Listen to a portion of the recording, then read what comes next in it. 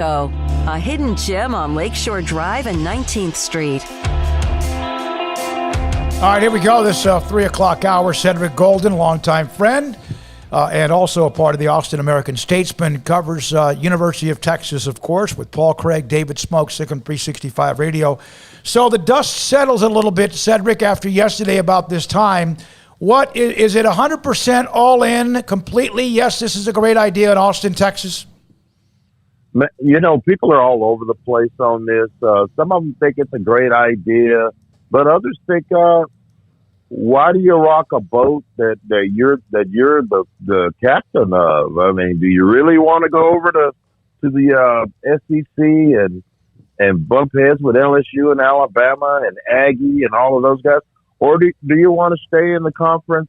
That's the little conference that could, the Big 12 with Oklahoma. So.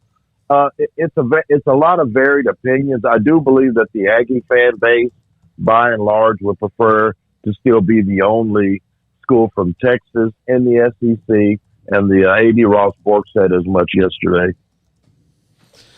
Cedric, with this move in Texas going over, I mean, they've always kind of run things in the Big 12. That's not how it works in the SEC. Are they ready to just, have an equal say like everyone else? That's the biggest question I have coming out of this thing, guys. Is number one, OU wins all the football titles, and Kansas wins most of the basketball titles. But when it comes to the political cause and the merchandising, it all starts in Austin.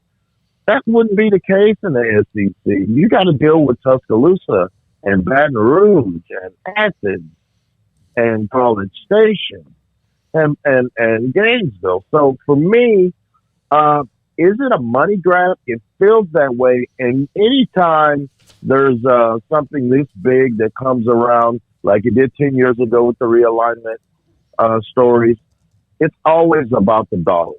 It's always about the Franklins. And so for me, I just think that it must be a really huge inducement, long term for the Longhorns and the Sooners to want to head that way.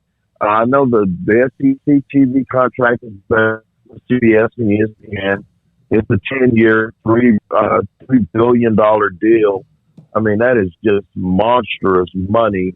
And I know the Texas and the other Big 12 schools receive payouts of $34 million each, while the SEC schools receive $43 million each.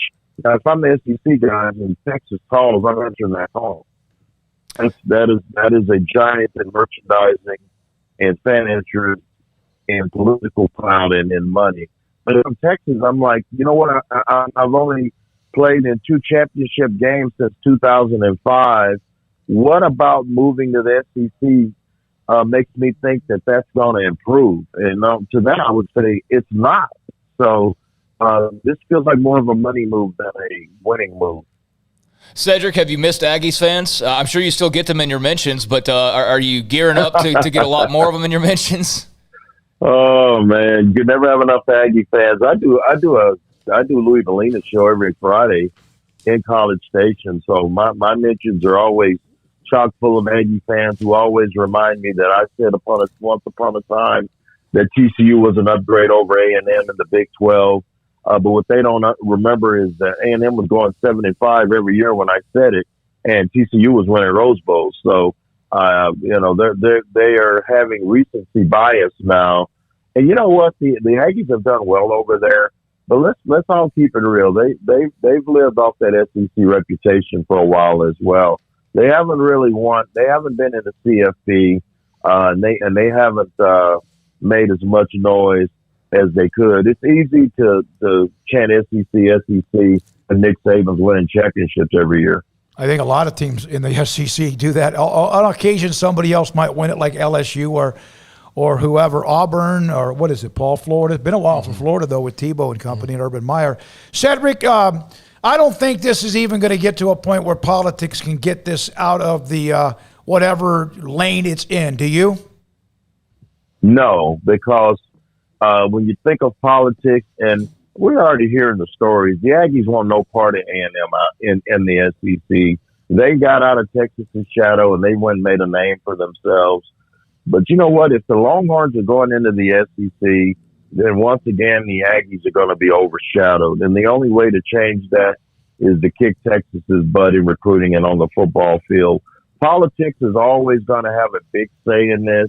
And when you're talking about politics, you're talking about money. And this is a big money move. Maybe the super conferences are coming.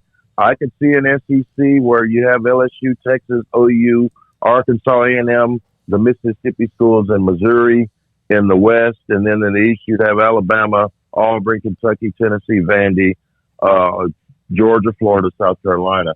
It all makes sense geographically, but this is all about money. Anytime you hear these kind of power brokers starting to put their heads together, it's about money. And the leaders that be are speaking on it, but I'll leave you guys with this.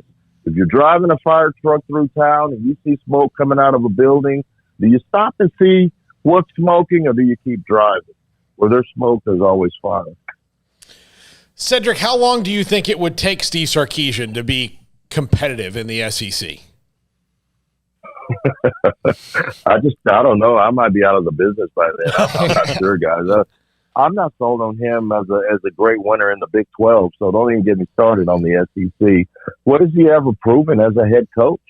I mean, he's a great assistant coach, and who wouldn't be a great assistant with St. Nick as the boss? So he's a great offensive mind, but it's not proven that he's going to be a big-time winner in the Big 12, not let alone the SEC. So that's one we might have to revisit down the road. Cedric, you've seen a lot. This has been a year where we see COVID, the NIL, the Supreme Court decision, the transfer portal, all of the things that are going on. It could, like, every time we think it cannot get or bigger or story that's top of line, then we get the one yesterday with Oklahoma and Texas. It's just amazing, isn't it?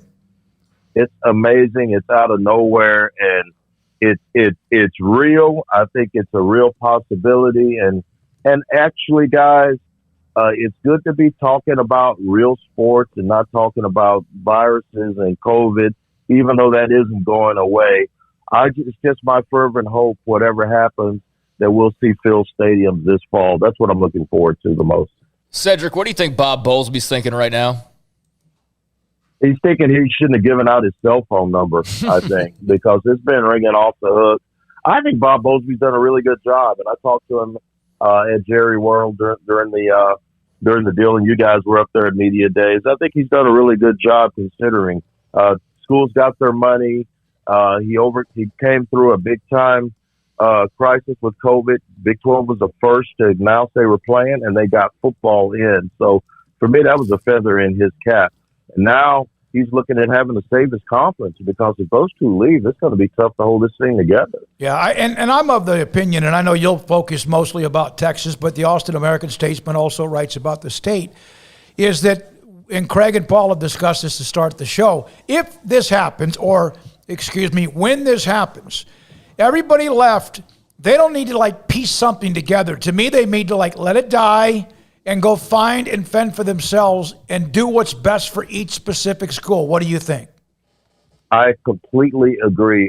I love the Big 12. I just love covering the conference. I love seeing you guys, the interstate rivalries. We all grew up with those.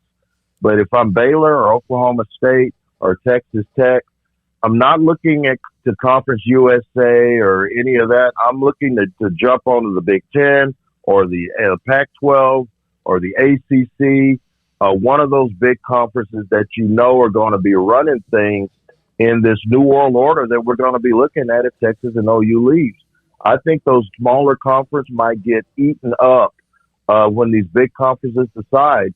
And if I'm Mark Emmert, this is not good news for me either, because there could come a day, guys, when these big super conferences goes, why do we need them? Why do we need to pay tax to the NCAA? Let's form our own organization. We got the best schools and the best coaches. We don't need the NCAA. We can do our own thing. Thank you, Cedric. Appreciate your time. Cedric Golden, Austin American-Statesman with us, SicEm365 Radio. There's a lot of you that have